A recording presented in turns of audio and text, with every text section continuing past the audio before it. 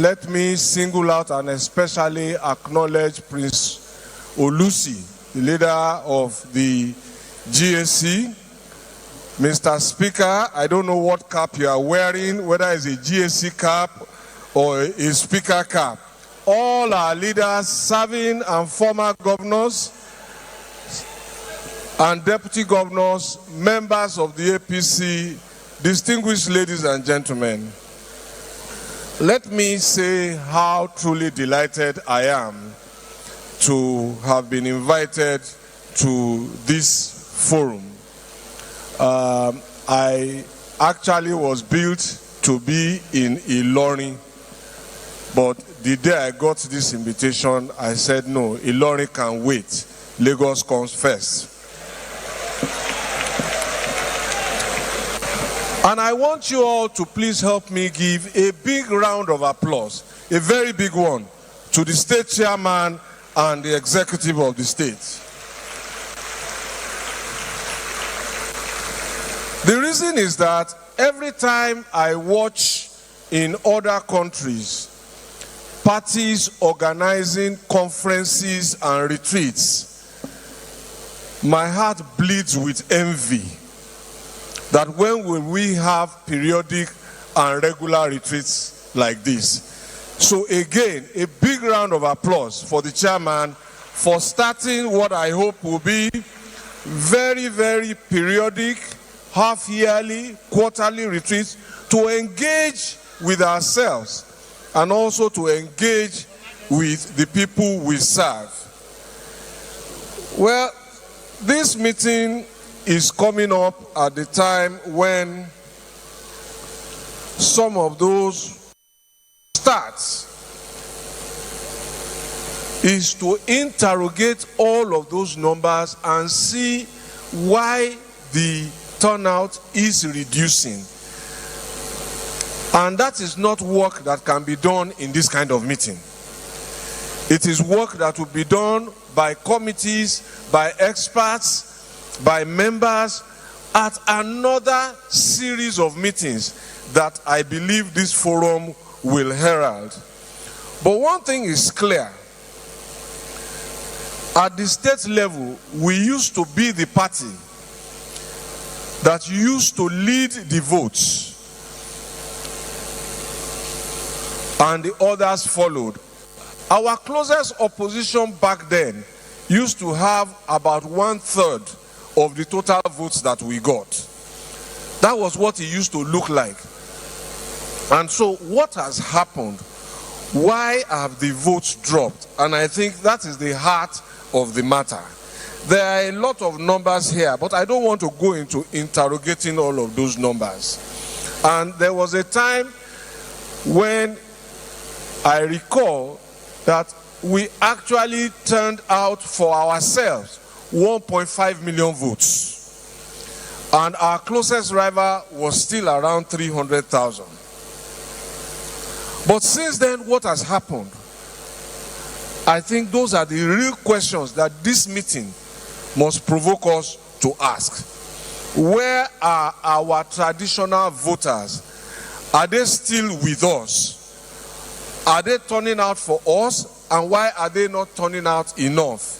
This is a time for honest answers and for honest questions.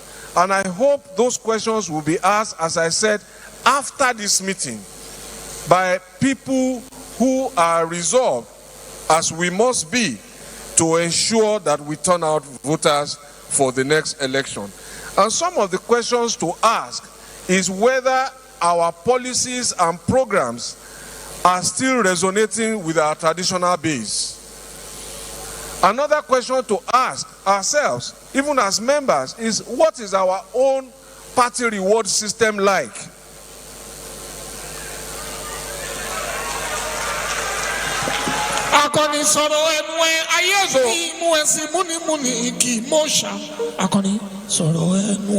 So, and also, how do we even network with ourselves? I have asked questions such as, if we wanted to undertake a particular program that involved a certain set of tradesmen or tradeswomen, do we have a register that we can consult to say who are the party members who will be interested in this?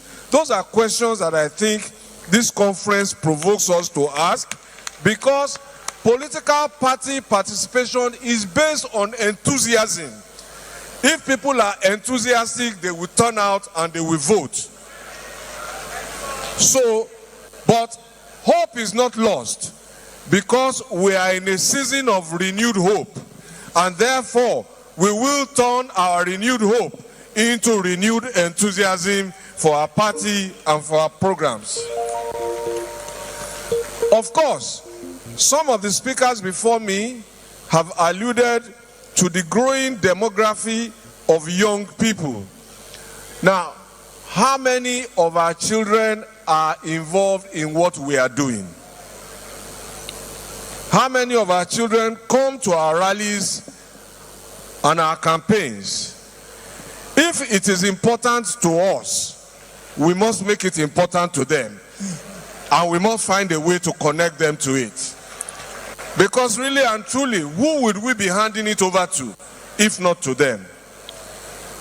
And a good place to start is to ask ourselves, in APC controlled states and state institutions, educational institutions, where are the APC youth wings? How are we connecting and getting people? Because APC can be like any other club in a university that you can join. And so these, for me, I think are the questions that we need to ask and we need to answer very, very honestly. That is one side of the question that the chairman has asked me to speak about. The other side of the question is the one that relates to sanctity of elections, and I will do so in 2 minutes and leave the stage. All I have to say about that is that we must accept as a people that democracy is not defined, is not divine. It is man-made. And therefore, elections as a key pillar of democracy gives choice to people, and it must be sanctified by us. We created elections as human beings, not God. And therefore, we must sanctify elections by certain actions that I think we must take. And I think the first one I want to commend is that participants must recognize that to the extent that elections are man-made, there will be errors in any electoral process, no matter how great the country or the environment is. What we want to see is that those errors are reduced to the barest minimum. So it is not every error that will justify the nullification of an election. And I think that is an important point. There will be mistakes. You can't expect people who have different challenges to act perfectly in 150-something thousand polling stations on the same day at the same time. Some things will go wrong. People will fall ill. Honestly, things will go wrong. But we want to reduce the errors. Now, let us understand that some electoral outcomes can defy expectations of logical and rational people. But the question to ask is whether the electorate itself is always rational. And we have seen countries where we've seen the elections, who we thought were the most qualified persons lost the elections. And they accepted the results and they moved on. And I think it is important that we own this also and recognize that the electorate is not always rational. We are humans. The third point to make about that is that an election is an opportunity to share a message with people. I have learned that from experience, and my experience is not too big, but it goes back to 2003. So I've been involved in elections in this country since 2003. And what we found out is that in every election season, the public is waiting for a particular message. It is the party that gets that message right that wins the election. And that message is always about the things that are top of the mind for the people. I will conclude by saying that while there will always be room to improve, and we can blame everybody from the Electoral Commission to our opposition parties, not every electoral outcome is very far from what the people themselves have decided, as we have led ourselves to believe. Distinguished ladies and gentlemen, as I said, this forum is most welcome, but it is not the platform to discuss the very detailed planning, analytical and rigorous work. I see that the chairman has taken on board the message, and I am truly enthused to be a participant. Thank you very much. Babatunde ti sọ̀rọ̀ àti gbọ́, Àkànní ti sọ̀rọ̀ àti gbọ́. Babatunde ti sọ̀rọ̀ àti gbọ́, Àkànní ti sọ̀rọ̀ àti gbọ́.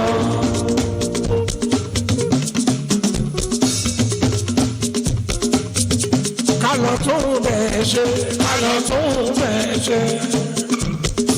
Gbogbo tó bá kù lẹ́yìn, kálọ̀ tún bẹ̀ ṣe.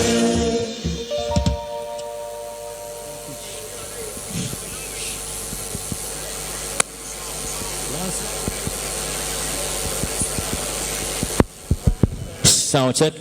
Okay, thank you very much, K1, the ultimate, for also testifying to the fact that the great son had said it all.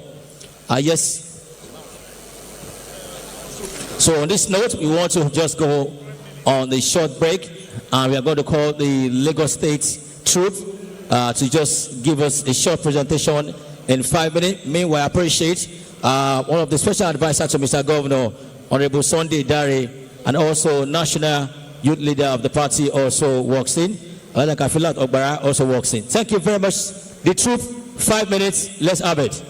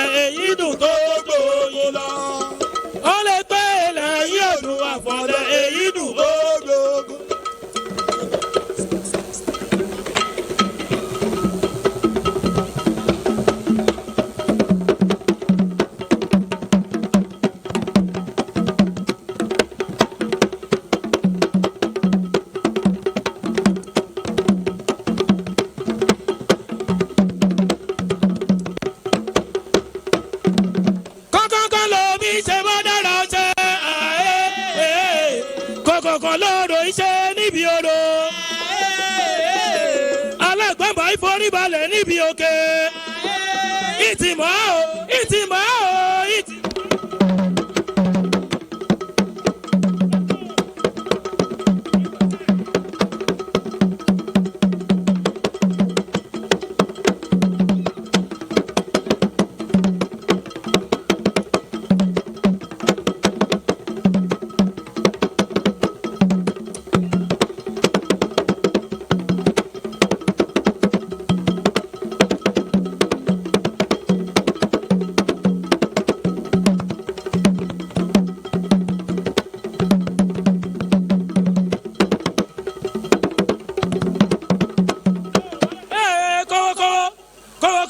Àràbọ̀ mú wá òtútù lóko kọ́wọ́kọ́wọ́.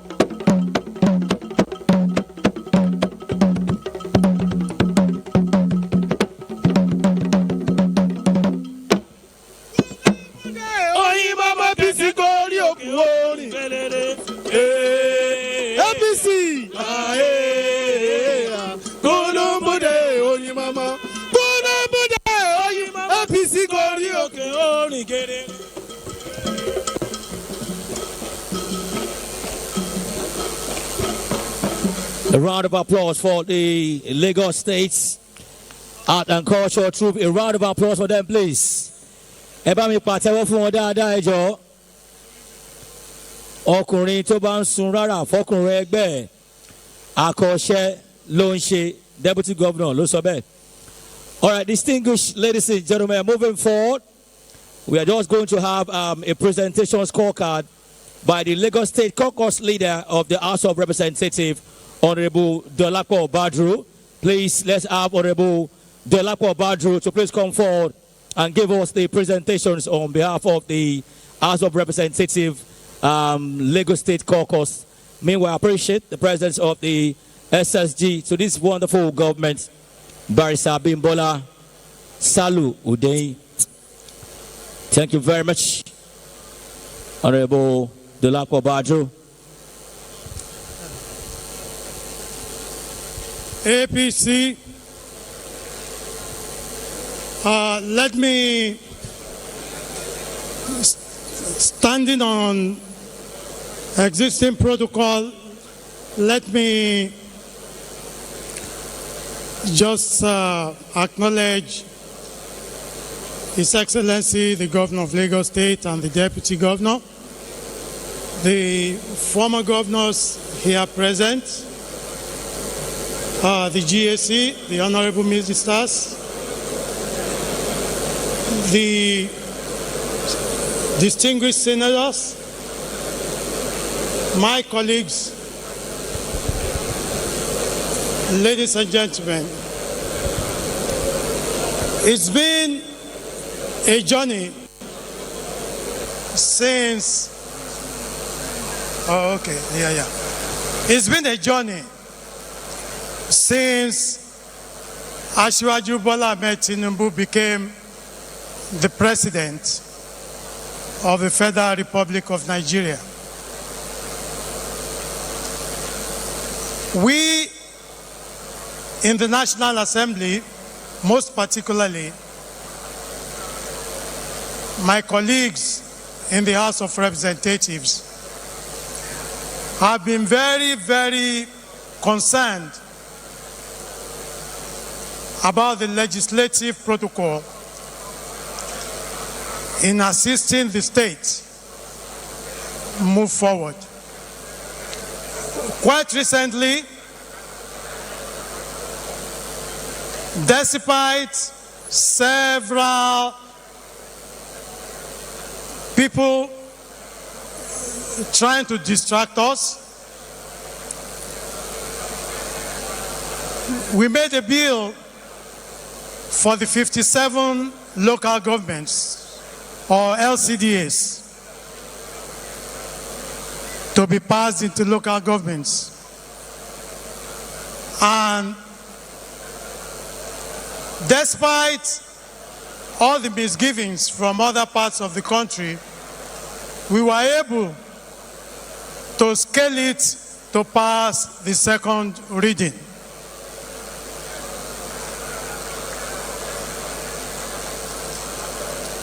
Now, despite every other thing too, we have passed a public hearing on the 57 LCDAs in the House of Representatives. Now, we need the intervention of the state government because they are asking us, where is the referendum? Where is the referendum? And where are all the procedure that is official on paper? They are around in Lagos at the moment, and I believe by tomorrow or day after, they are going to still be around. So, if we can get all these documents down to them, so we would say we would have tried. On the other note, we in the National Assembly, most particularly the House of Representatives, because my colleague, the Senator, is coming up to talk about the Senate, but I will restrict myself to the House of Representatives. We have, on various notes, intervened to complement the state government in providing infrastructure in so many constituencies. I can say it for a fact that in the past few years, there is at least 2 classrooms, 2 sets of classrooms in each constituency by a member of the House of Representatives all over Lagos State.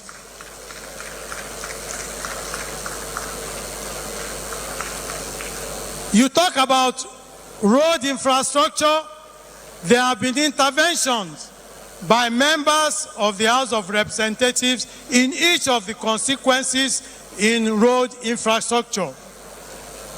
Also, there is also intervention in the field of education.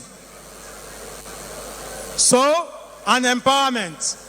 I want to remind everybody that in every budget cycle, members of the House of Representatives pump at least 20 billion naira in infrastructure projects in Lagos State, at least.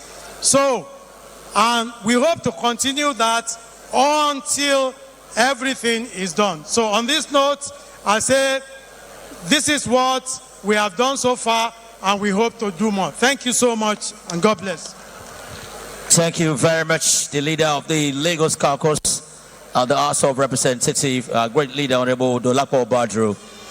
Moving forward now, I have the honor of inviting a distinguished senator of the Federal Republic of Nigeria, a senator, son of Nigeria, a senator, son of a senator, Senator Mikael Adetokunbo Abiru, who also moving forward now, is also a caucus leader at the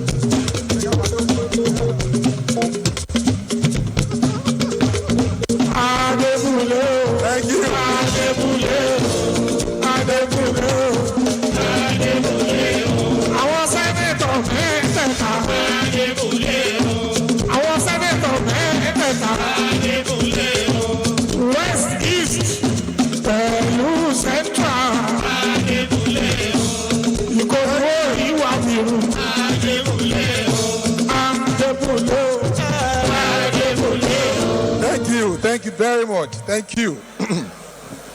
Well, I hope our giggling a bit, we were able to match BRF. We tried in a little way, but I hope we lived up to expectation. Thank you very much. APC. The chairman of our great party, ably represented here, and of course the Lagos State APC chairman as well. Our great leaders of the GAC, all are present, from the present governor to the past governors and the deputy governors here that are present.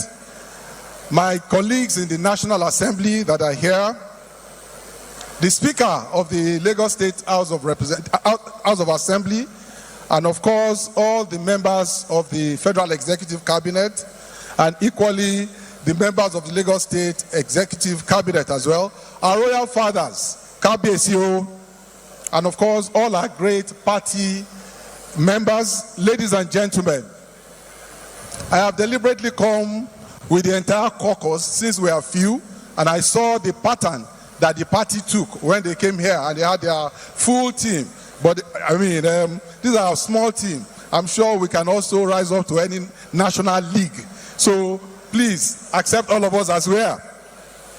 So on behalf of the Senate caucus, it is both an honor and a duty to stand before you all today at this historic Lagos APC retreat to reaffirm our total and unwavering support for the renewed mandate of our leader, mentor, and the President of the Federal Republic of Nigeria, President Bola Ahmed Tinubu, GCFR. I'm sure if we all can recall, it is just about 2 years that Nigerians entrusted him with the leadership of our great nation. And this happened at one of the most difficult moments in our history as a country. And of course, as we can recall, by the time he took over the mantle of leadership, the economy was distressed, public confidence was shaking, our national direction uncertain. But yet, true to his courage and visionary spirit, President Tinubu chose the other but more honorable path. That's the path of reform, restructuring, and of course, renewal. So from his first days in office, President Tinubu confronted the deepest distortions in our economy. He started by ending the corrupt fuel subsidy regime. And of course, again, he unified the foreign exchange market and redirected our national resources towards investment that touch the lives of our people in very critical areas such as education, healthcare, agriculture, infrastructure, and social protection. And I'm sure by the time the members of the Federal Executive comes up here to give their scorecard, they will be very specific in those areas. So today, less than 3 years after those bold and historic decisions, we are beginning to see results in the entire economy. Our economy is stabilizing, our physical health is improving, and our non-oil revenues have reached record levels. Nigeria has for the first time in years become a net exporter with trade surpluses for 5 years consecutive quarters. Our external reserves are at the highest since 2019, and our debt service ratio has been managed downwards from about 97% to about 50%. So through the bold physical and monetary reforms of the administration of President Tinubu, the states and local governments who are now have greater physical space to respond to the needs of the citizens. And I'm sure the state governor, the local government chairman can attest to this. They have all recorded high level of revenues that are meant to support the management of their respective subnationals. So we have also witnessed initiatives like NEL Fund, which has provided educational loans to over 500,000 students across the country. And of course, there is also the Credit Corps, which has extended credit to over 150,000 citizens. And this shows a government truly working for the people. And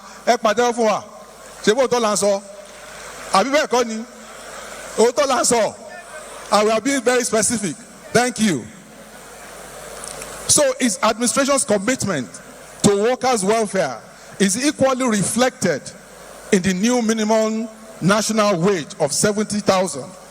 And one thing that is also very instructive that we all should pay attention to is the project that is called Project Bridge, which is meant to provide about 90,000 kilometer fiber optic network across the country. I want to repeat, Project Bridge. That's the initiative that is going to come on board in year 2026. And it is very, very instructive that we also are aware of it. It's a 90,000 kilometer fiber optic across the entire country.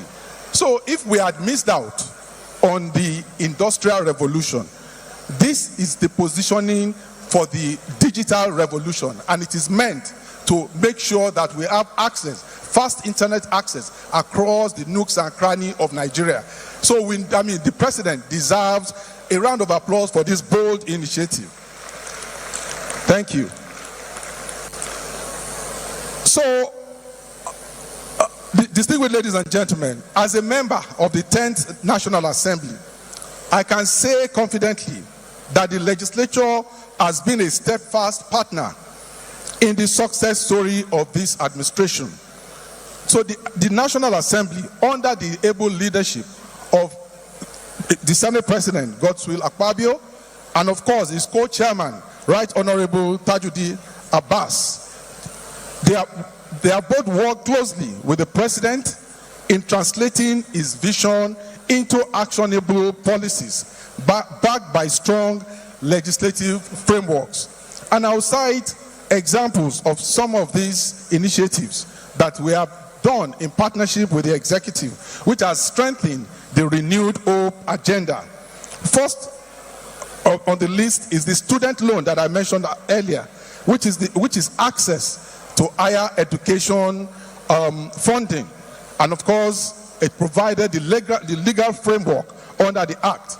We have also heard about the Electricity Act, which has also decentralized the powers around electricity management. And equally of note is the Data Protection Act. And recently, we just had the Nigerian Insurance Industry Reform Act as well, which has also improved the operation of insurance businesses across the country. So the legislative interventions will continue to form the backbone of the president's reforms, and they will provide clarity, institutional backing, and operational certainty needed to make policies effective and sustainable. Distinguished party members, ladies and gentlemen, we in Lagos, the Lagos caucus, which is the cradle of progressive politics, have long understood what visionary leadership is all about. As governor, Asiwaju Bola Ahmed Tinubu, like we all know, transformed Lagos into a model of physical innovation, urban development, and inclusive governance. So today, as president, is equally applying the same strategic clarity and courage to the entire federation. So on behalf of the Senate caucus in the National Assembly, and in concert with our great party, we proudly and unequivocally will continue to support President Bola Ahmed Tinubu come 2027. Thank you. We have seen his courage and we have felt the impact of his reforms. we are confident in the brighter future he is building for our country. So we say to Mr. President, Lagos stands with you, the National Assembly stands with you, and Nigeria stands united behind you, behind your vision of a stronger, fairer, and more prosperous nation. Thank you all for listening, and God bless you all. Thank you very much. APC, APC, thank you.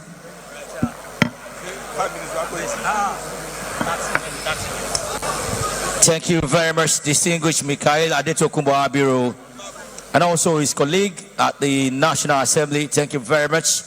They have also made it known.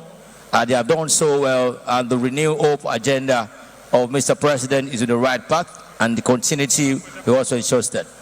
On this note, I'm going straight to Mushin to bring someone forward there, a doctor, fantastic personality, a deputy governor of this state, Dr. Kadri Obafemi Hamza. Kwanda. Obafemi ọmọ àgbàlagbà ni. Ọmọ àgbàlagbà ni.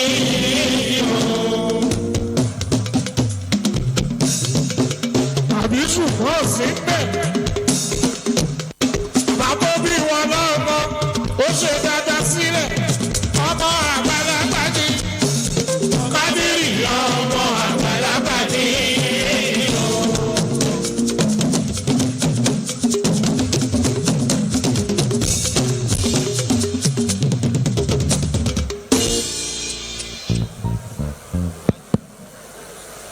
Mr. Governor, Governor of Lagos State, Mr. Babajide Olusola Sanwo-Olu, thank you very much for what you are doing.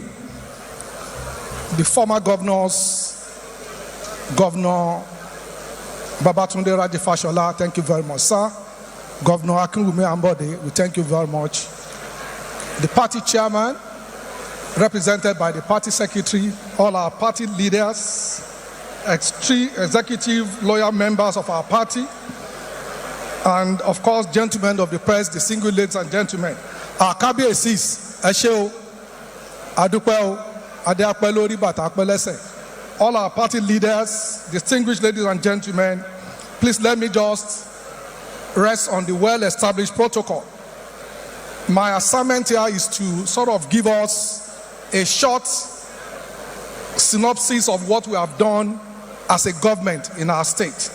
So it is with great honor and deep sense of responsibility that I stand before all of us on this special day and to state that over the past 6 years, under the leadership of our governor, Governor Fashola, and guided Governor Sanwo-Olu, and under the Teams Plus agenda, an acronym for transportation management and health and environment, education and technology, making Lagos a 21st century economy, entertainment and tourism, and security and governance.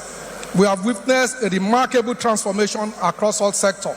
And I think I can say very boldly that the team's agenda is not just a slogan, it's a blueprint for progress. It is our doctrine, it is our template, it is our DNA as a state government to anchor on deliberate, inclusive, and sustainable development. From infrastructure renewal to human capacity building, Lagos has continued to move forward. The result is a state that remains peaceful, resilient, and investor-friendly. Esteemed and loyal party stakeholders, it is on this statement that Lagos State government, under the leadership of our governor, Babajide Sanwo-Olu, has become a hope for all Nigerians. Last year, Lagos rose to new heights, launching the transformative project like the Red Line, expanding our Blue Line operations, and delivering groundbreaking initiatives in health, education, and youth empowerment. Ladies and gentlemen, this is not, however, by accident. It came through deliberate plans and actions aimed at making life more meaningful for our people. For instance, to date, we have completed 276 road projects, including bridges, link bridges, and pedestrian infrastructure. We have also over 51 other projects that is going on at different stages of completion. One of them is the Mende or Jota Bridge. When it is opened, it's a fantastic infrastructure that I'm sure that we will all like. And I think it's important for me to say this, because people say, we've seen on television when people say, oh, what is the cost of a road per kilometer? Well, it depends. It depends. So that bridge that we are doing at Mende, to do the road, the main road, we have to pay. Because you know that place has been a dump yard for long. It's a place where there are garbages, and in order to actually do that road, we have to sand fill up to 1.1 meter, something like this. So if you do 1.1 meter, and it's about 8 kilometers in terms of sizes. So because if it's one lane, you can't compare it to 2-3 lanes. So that is about 800,000 square cubic meter of sand. A tipper is only 5 cubic meter. So if you divide 850 something by 5, you are talking 300,000 tippers. So how much is a tipper of sand? So those asking those questions, those are the things they should ask. So similarly, work is going on at different bus terminals in Lagos. As you know, Lagos is a big city with millions of people moving every day. So we are almost finished with, we've done the Ipaja bus terminal, the Aja bus terminal and depot along the Ado Road, junction improvement and pedestrian bridge are nearing completion. Additionally, the construction of the BRT lane along Lagos-Badagry Expressway is progressing, with sections from Doyin, Orile to Mile 2 under development. As we all know, history was made last year with the completion and commissioning of the first phase of the 27-kilometer red line.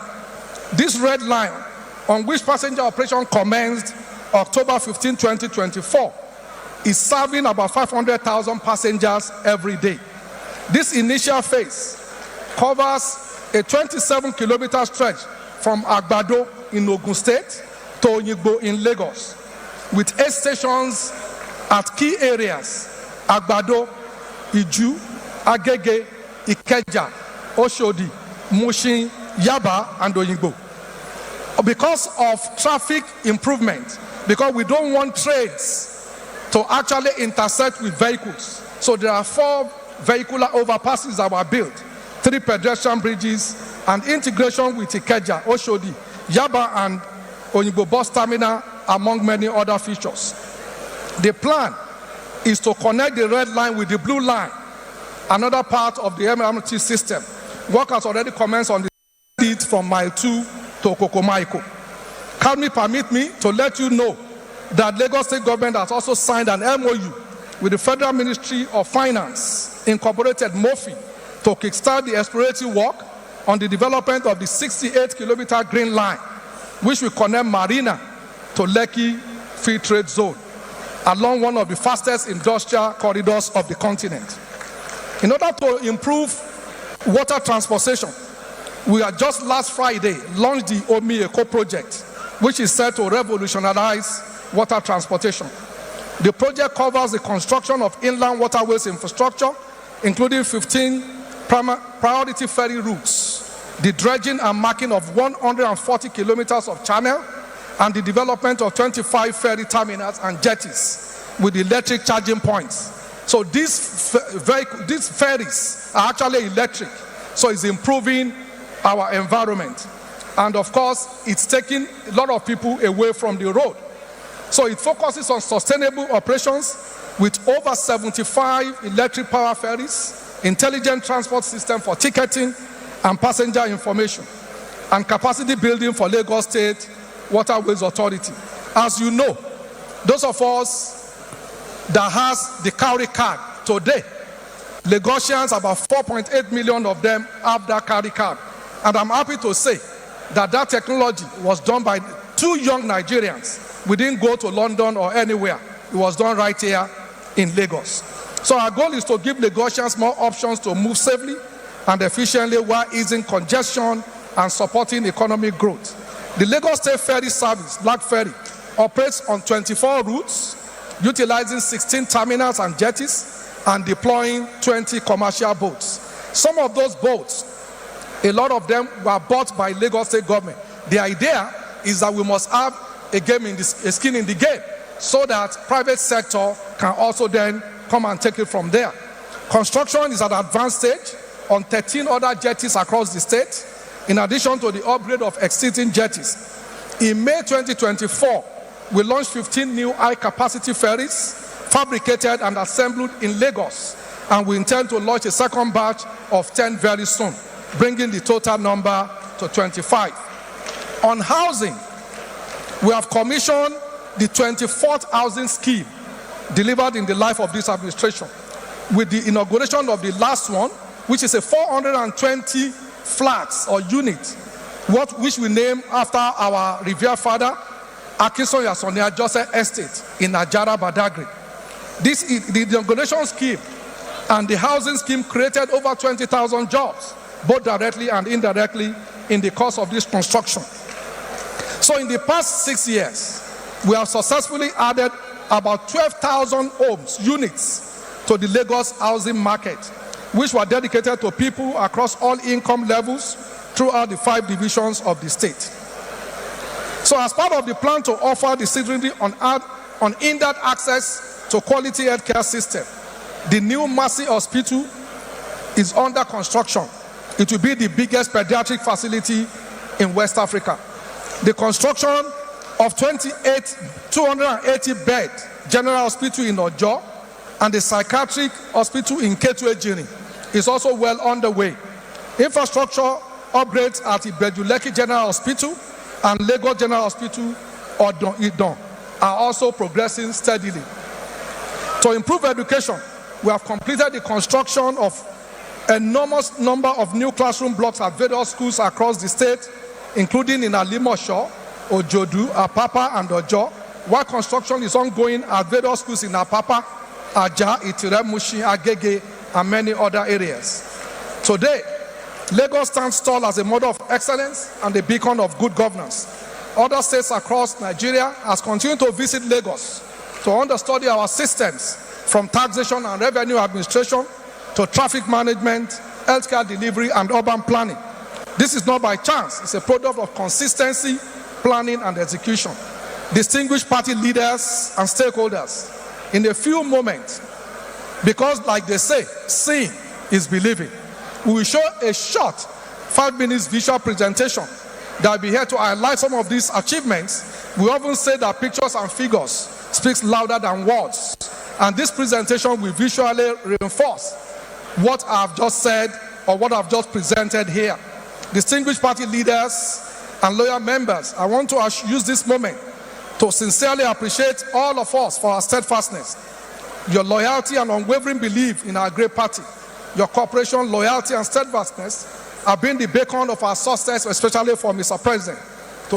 Together, we have built a Lagos that works, a Lagos that continues to lead. As we look forward to the future, we must recognize the importance of continuity. The leadership at the federal level, under the visionary guidance of our Excellency Asiwaju Bola Ahmed Tinubu, GCFR, has continued to demonstrate courage, vision, and commitment to national transformation. The reform being experienced under the leadership of our revered leader, Asiwaju Bola Ahmed Tinubu, have been driven by renewed hope, productive governance, and economic recovery. It is therefore in our interest and the interest of our country that we as loyal members of APC family in Lagos State endorse and support the leadership at the federal level. We owe it to our party, to our state, and to our nation to continue to build upon the achievements that we have made.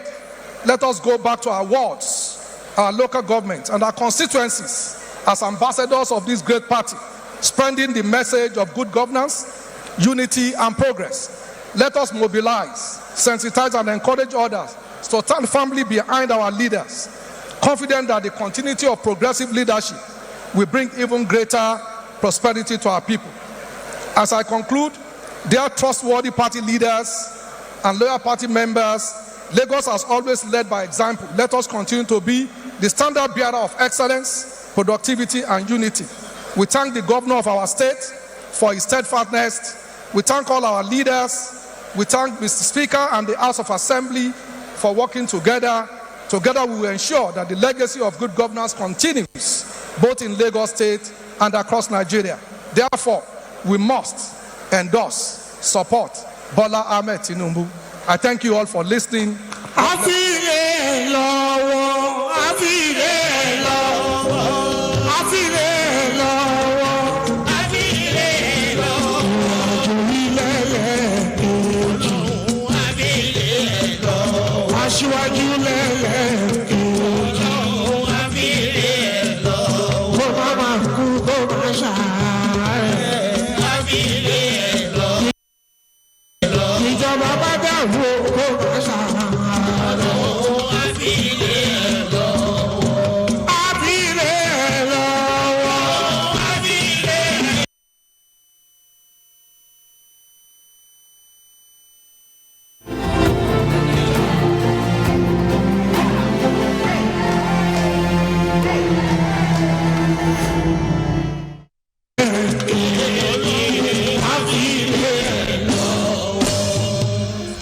Your Excellencies, leaders of the All Progressive Congress in Lagos State, please kindly bear with us. We are going to bring in the Honorable Minister of Education now. Please, we want the slide, so please cue that immediately.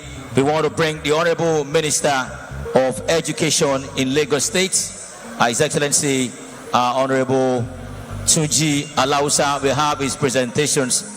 And immediately after that, we will also have the Honorable Minister from Trade and Industry, while the Finance will end that sections. Distinguished ladies and gentlemen, join me as I invite the Honorable Minister of Education, our own distinguished Dr.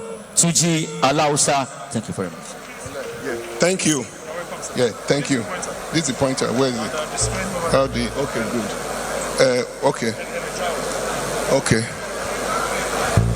I've been given specific assignment, but before I start, APC, Progress. APC, Progress. APC. Progress. Let me begin by just by acknowledging the Governor of Lagos State, our host, Governor Babajide Sanwo-Olu, and then I would respectfully adopt the existing protocol because I've been asked to come and do specific assignments, to come and give the scorecard of our party, the scorecard of our father, of our leader, of our president, President Bola Ahmed Tinubu, GCFR, in the education sector. We have a father, a leader, and a president that tenaciously, fervently believes in improving human life, in improving human capital. We had the president as the governor of Lagos State. He transformed Lagos State and laid the pathway for every successive governor to follow, from Governor Babatunde Fashola to Governor Ambode and now Governor Babajide Sanwo-Olu. We're seeing this transformation ongoing, continuum of governance. This is what this president is doing now at the federal level. In short, 26 months, this president, President Bola Ahmed Tinubu, has done what no other president in the last 30 years have done. I'm going to come to my specific assignment, but it'll be remiss of me if I don't encapsulate what other people have said. Fuel subsidy gone, foreign exchange arbitrage gone. We have a new tax law in the history of our country in over 53 years. New minimum wage, rule of law all over the country. EFCC is not harassing anybody except you haven't done the right thing. People are working freely all over the country. There's a breadth of civility in our country. We Lagosians today, we should stand shoulder high and be proud of what the president is doing for Nigeria. So let's give our president a big round of applause. Now, let me go to what I've been asked to do, to present our party's scorecard in the education sector. I've tried to do this in a way not to bore you, but like what the president will say all the time, without data, it's like you're flying blind. So I need to present the data so that every single Nigerian can see what this president has done, what our party APC has done to transforming our education sector in Nigeria. Next slide. Before we go, next slide please. Before we can appreciate what it's been done in the last 26 months, we need to know where we're coming from. Before, just as about this president was taking over as a leader, as a president of this country, these are the staggering data that we have. The enrollment rate in our school at a low rate of 62%. We have about 15 million people after school. The literacy rate of about 27%.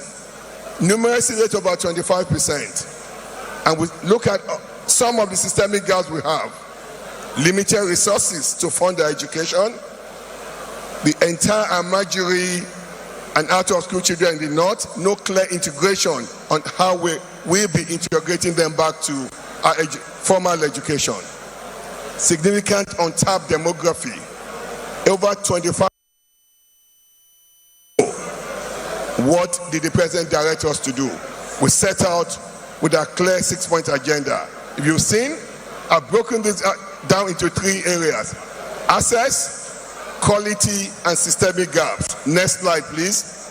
Next slide. So, we came up with the Nigeria Education Sector Renewal Initiative for Renewed Hope. Clear focus on how we're going to address the problem in access, problem with quality, and the problem with systemic gap. Next slide. Clear 6 priority areas to transform and move our education forward. Technical, expansive agenda to expand technical, vocational education and training. Renewed agenda towards STEM, science, technology, engineering, mathematics, and medical sciences. We set our clear path to tackle the bludgeoning out-of-school children. 15 million Nigerians are out of school. Focus on girl child education. And as well, we need to now begin to quality assure the education we're giving our children, even the teacher that are training them. And then an expansive agenda on data and digitalization. Next slide, please. Now, within the last 26 months, we've been able to verify about 1.4 million, and I'm happy to report today, of these 1.4 million people, we have 250,000 currently being enrolled as the first cohort in our technical education training, which will span between 6 to 12 months. We've changed the extensive trade. We've focused on trades that matter: solar photovoltaic installation and maintenance, livestock, electrical installations, on trade that matters. Trade where previously people were coming from Republic of Benin to build our house, to do our tile. So our TVET agenda is operational. We have 350,000 Nigerians enroll youth in the first cohort. Next slide, please. Now, we're talking about improving access to education via TED fund alone. In areas of human capital development, we've trained 28,000 teachers just within the last 26 months. We've given over 5,000 a PhD sponsorship, 4,000 master's sponsorship. Today, in this 2025 year alone, we're spending about 700 billion to do 6 things in all our tertiary institutions. We build student hostels, rebuild our laboratories in our universities, polytechnics, and colleges of education, rebuild our engineering workshop, rebuild lecture theaters and student and lectures auditorium. This within the last this year alone. We've also spent about 70 billion improving infrastructures in 18 medical schools in the 6 geopolitical zones. With our energizing education program, today 28 universities have independent mini grid generating between 3 megahertz to 12 megahertz. Our goal, by 2027, all our tertiary institutions will have independent solar mini grid. The president has committed about 1.1 trillion naira to ensure that this happens. Next slide, please. With our NER fund, you heard Senator Abiru talked about this earlier on. This is a signature program of the president. Within the first 3 months, the president personally coordinated the writing of the act of this bill, which later became a act. Today, I'm happy to report that about 600,000 students across our tertiary institutions have benefited from NER fund. We spent about 107 billion to date within just 2 years. 46 billion in direct subvention grant to students and 61 billion to those institutions. Next slide, please. Next slide. Now, when it comes to foundational education, we're not just tackling tertiary education, we're building it from the base. Today, within the last 24 months, we've retrained about 1 million teachers. We spent 22 billion to the state to help their suburb improve teacher capacity. Next slide. We've also built and And you're still watching Newsday here on Arise News. That was the Lagos APC Stakeholders Forum taking place at Echo Hotels and Suites, where Governor Babajide Sanwo-Olu served as chief host. And the event showcased the ruling party's renewed commitment to unity and grassroots engagement across Lagos State.